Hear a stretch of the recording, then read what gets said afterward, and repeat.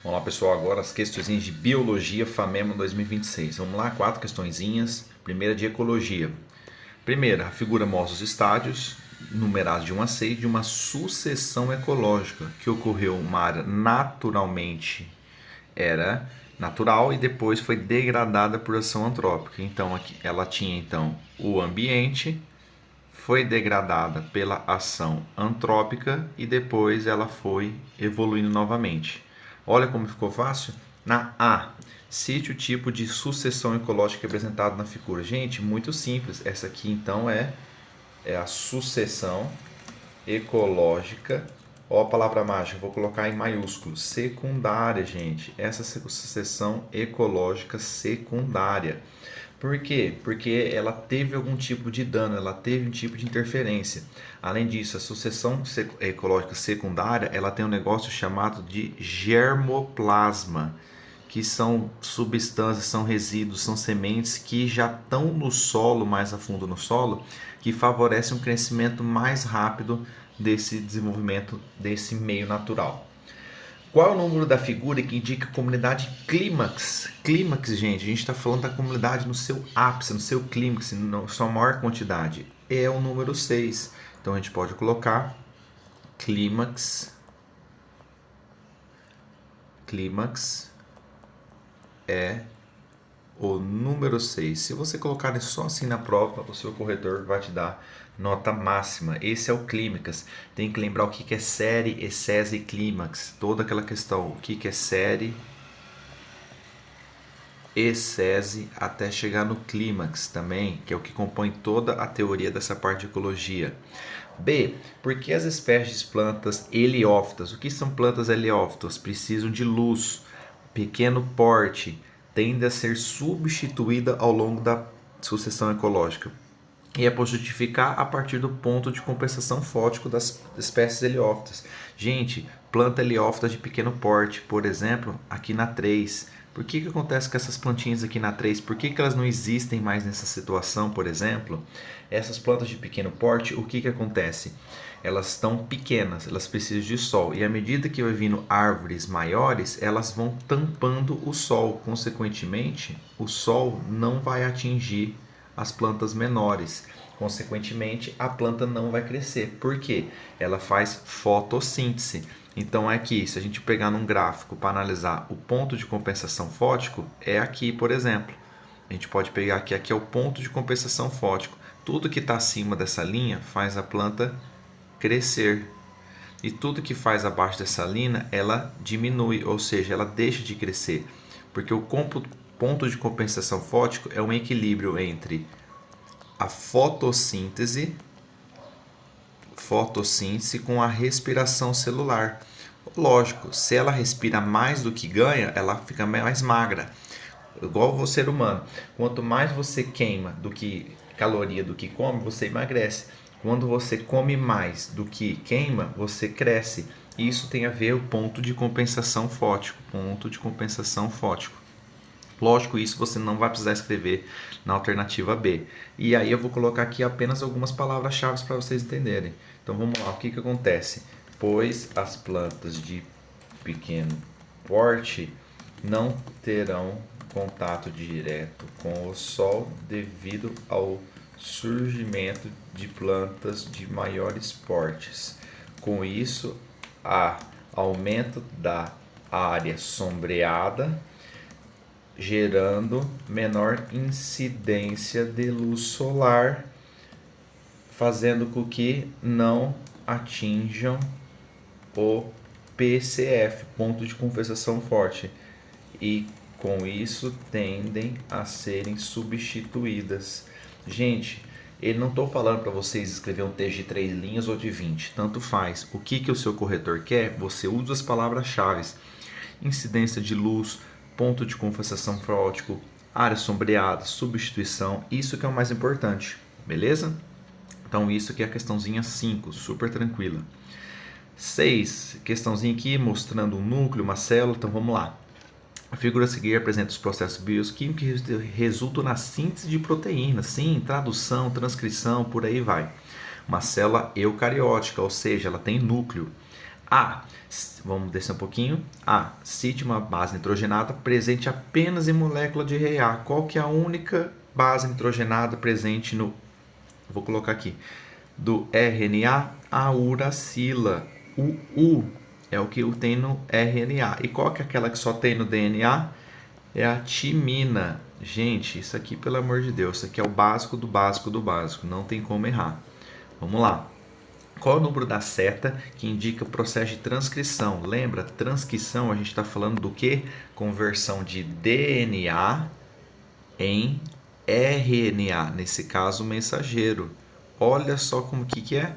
É a 1, gente. Passou do DNA para o RNA imaturo. Beleza, então a gente vai aqui, número da seta. Eu vou colocar aqui então, seta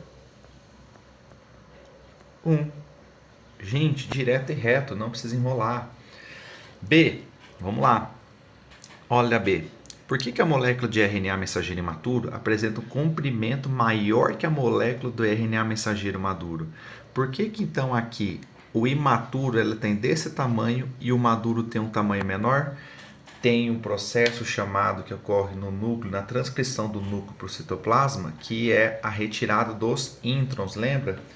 Pois ocorre o fenômeno de splice, na qual acontece a retirada dos introns.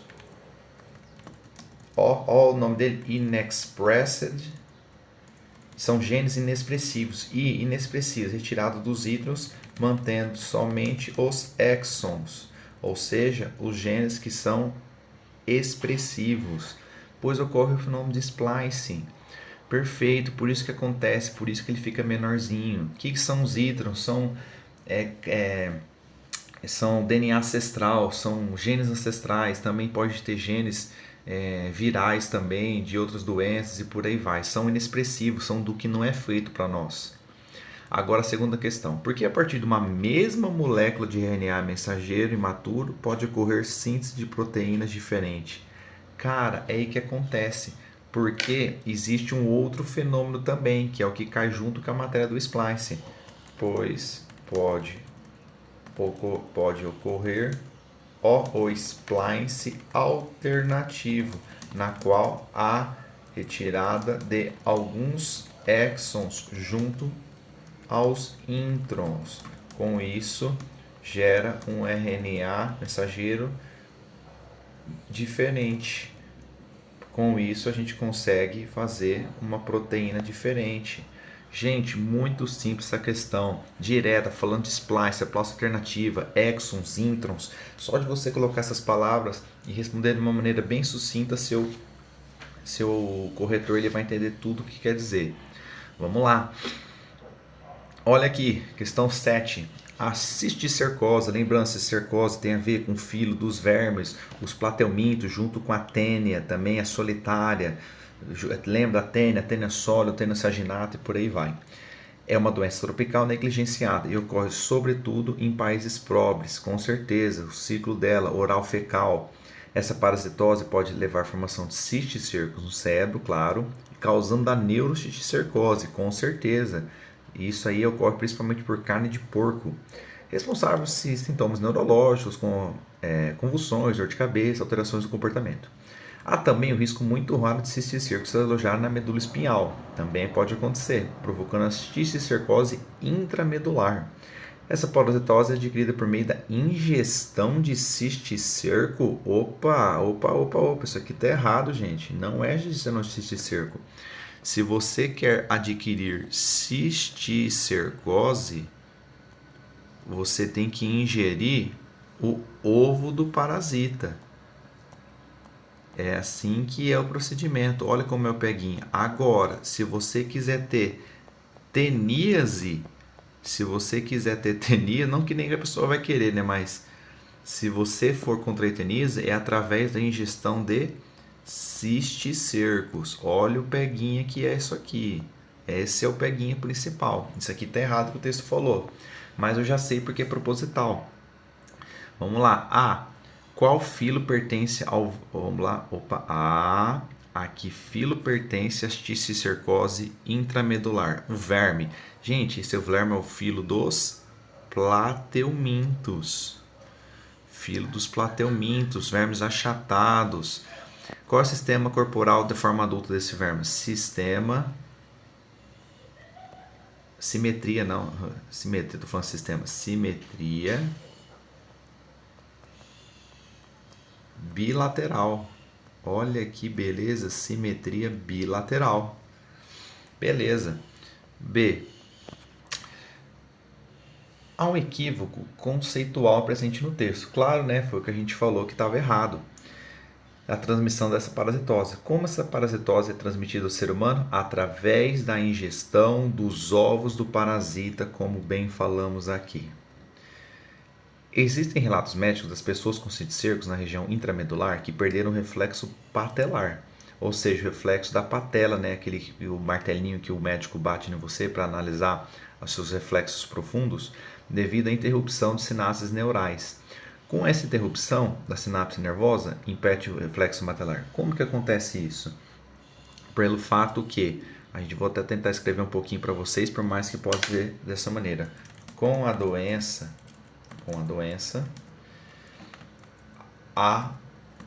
gera no local uma inflamação e dano no tecido.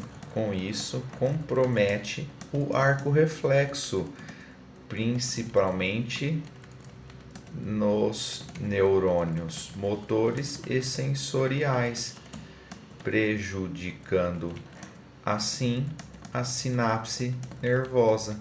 Lembra do arco reflexo? Vamos fazer um pequeno resuminho aqui.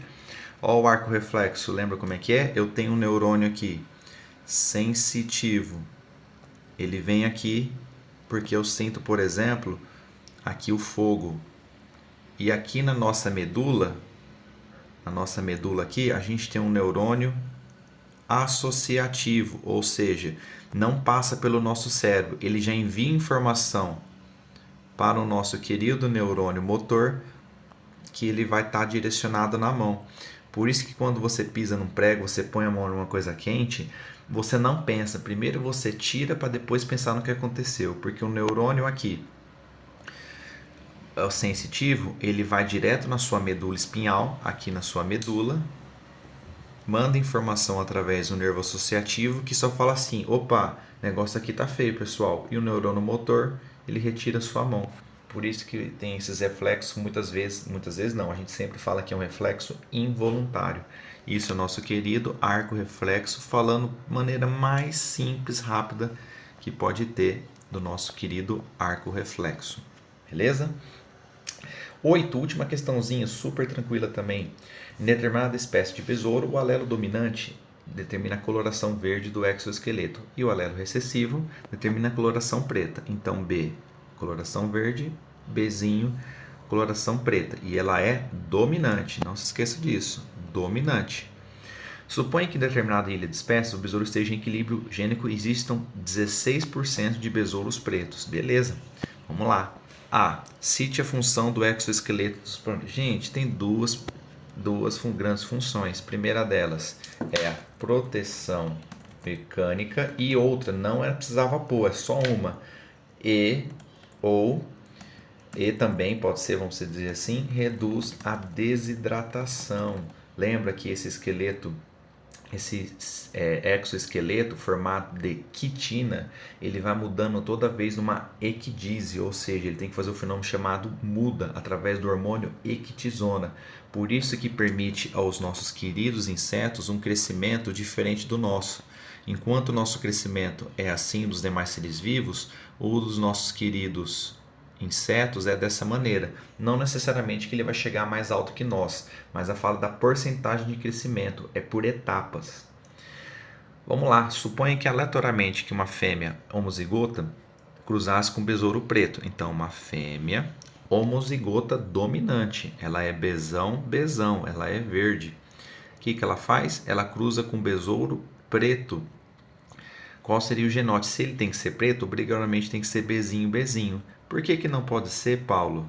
Por que que tá errado eu falar Bzão, Bzinho? Porque é dominante. Então isso aqui seria da cor preta. Ele é da cor verde e ele quer da cor preta.